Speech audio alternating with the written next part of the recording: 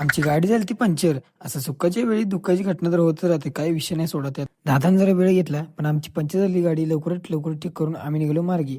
दिवसाची रात्र होत आली, पण ही गाडी काय ना आता थांबणच की. अंधार तर जाताच, मग काय दादाने जाऊन लाईट तर लावली. बारीक सिनेमा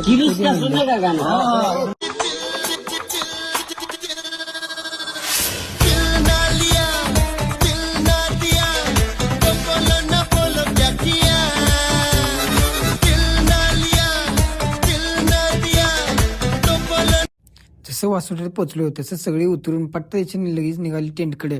टेंट जवळ आल्यावर पण ही काय मस्ती करायची थांबणार. आता सगळेजण एवढे थकलेले की सगळेजण सुटले तर बघा कसं जेवायला. तुम्ही म्हणता तिला जेवायवर कोण नसते, पण आम्ही तर नसते बघा. हा सुट्टी नव्हती.